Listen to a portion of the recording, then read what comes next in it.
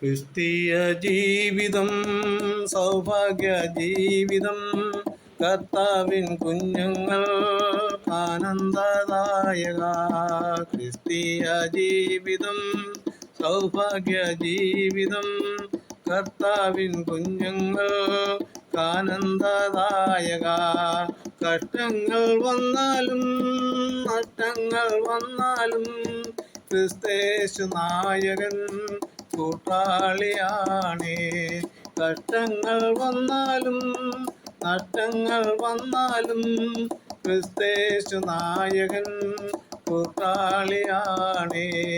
ക്രിസ്തീയ ജീവിതം സൗഭാഗ്യ ജീവിതം, കർത്താവിൻ കുഞ്ഞുങ്ങൾ ആനന്ദദായക. ലോകത്തിൻ താങ്ങുകൾ നീങ്ങിപ്പോയിടുമ്പോ ലോകക്കാരെല്ലാരും കൈവേടിഞ്ഞിടിലും, അഗ്നികുണ്ഡത്തിലും സിംഹക്കുഴിയിലും ദാനിയേലിൻ ദൈവമൻ കൂട്ടാളിയാണേ.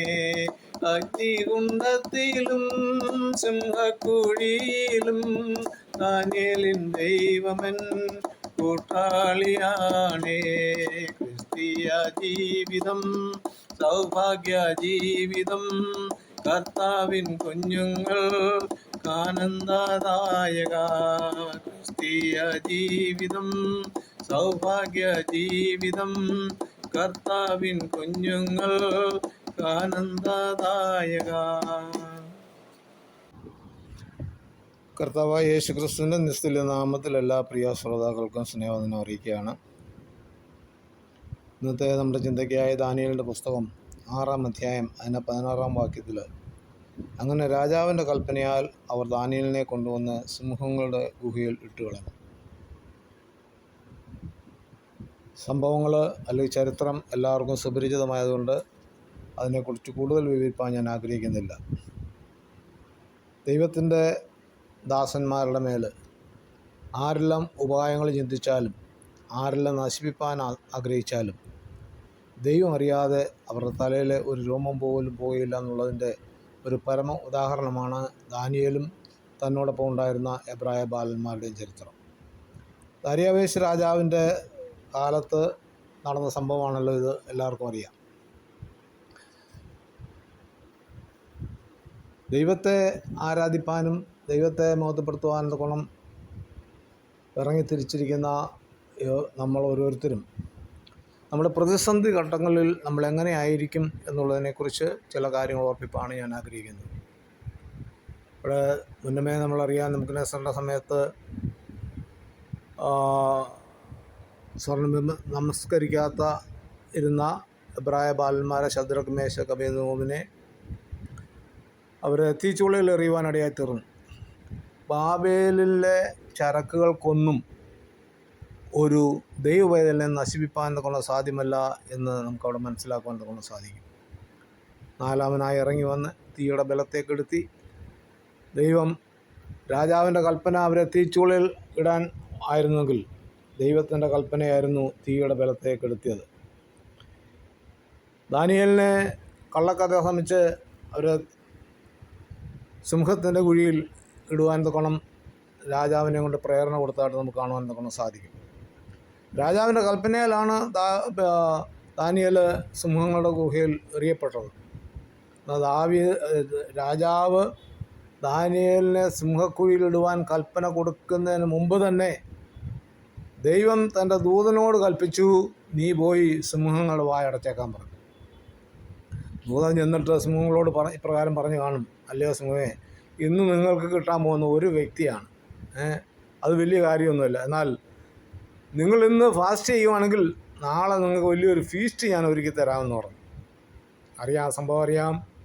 ദാനിയേലിനെ സിംഹക്കുഴിയിൽ എറിഞ്ഞു കളവാൻ തക്കണം പ്രേരിപ്പിച്ച ആ വ്യക്തികളെയും അവരുടെ കുടുംബങ്ങളെയും മൊത്തമായിട്ട് സിംഹത്തിൻ്റെ കുഴിയിൽ ഇട്ട് കളയുവാനിടയാക്കി.